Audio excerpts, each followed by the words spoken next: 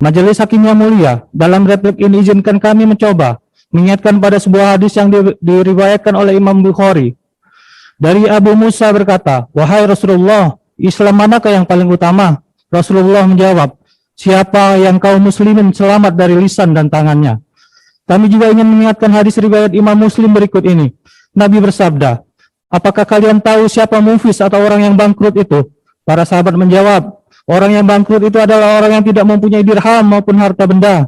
Tapi Nabi Muhammad SAW berkata, "Dari orang yang bangkrut dari umatku ialah orang yang datang pada hari kiamat membawa pahala salat, puasa, zakat, namun ketika di dunia dia telah mencaci, telah menuduh orang lain, telah makan harta, menumpahkan darah dan memukul orang lain tanpa hak. Maka orang-orang itu akan diberi pahala dari kebaikan-kebaikannya. Jika telah habis kebaikan-kebaikannya, maka dosa-dosa mereka akan ditimpakan kepadanya.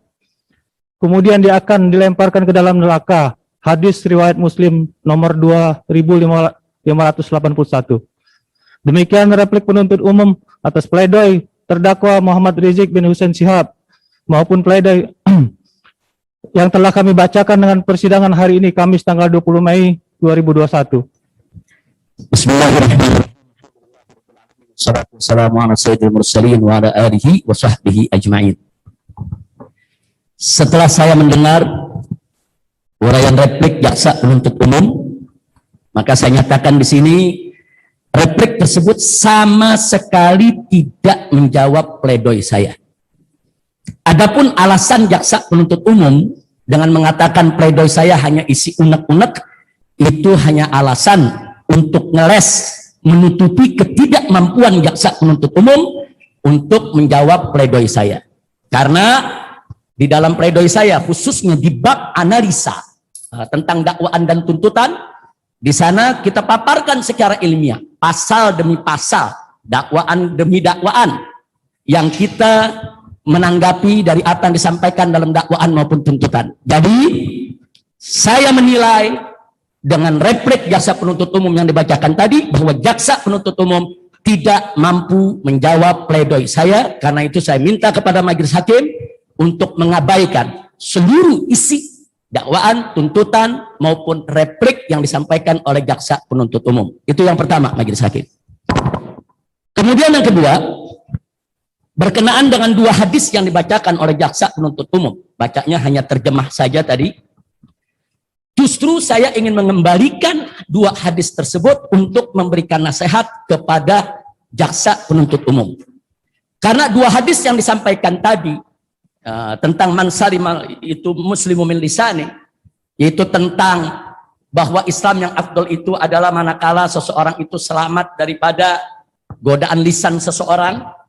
Maka di sini saya ingin ingatkan bahwa manipulasi fakta dengan membuat kebohongan di dalam dakwaan dan tuntutan jauh lebih berat dibanding sekedar cacian. Jadi yang saya uraikan di dalam pledoi itu adalah pembuktian bagaimana terjadi manipulasi fakta dengan membuat fakta bohong dan menghilangkan fakta kebenaran dengan data. Jadi bukan dengan tuduhan sembarang tuduhan, dengan data. Saya tunjukkan, yaitu di tuntutan halaman sekian, di BAP si fulan, di BAP yang namanya saksi anu. Bagaimana dimanipulasi oleh jaksa.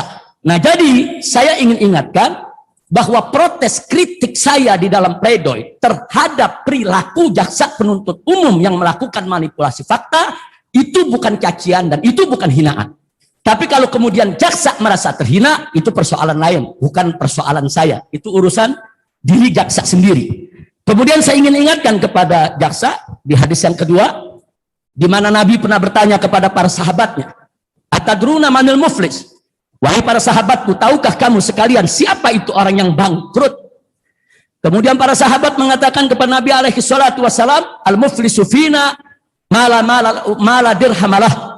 Orang yang bangkrut di tengah-tengah kami ya Rasulullah adalah orang yang tidak punya harta, tidak punya dirham, tidak punya dinar di antara kami.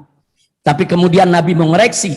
Beliau mengatakan, "Al-muflisu min ummati," orang yang bangkrut di tengah umatku adalah man ya'ti yaumal qiyamah. orang yang datang nanti di hari kiamat menghadap Allah bisolatin wasiyamin, dengan berbagai macam amal ibadah, dengan sholat, dengan puasa dan lain sebagainya, tapi qad dzalama hadza wa syatama hadza wa sabba hadza wa qatala hadza.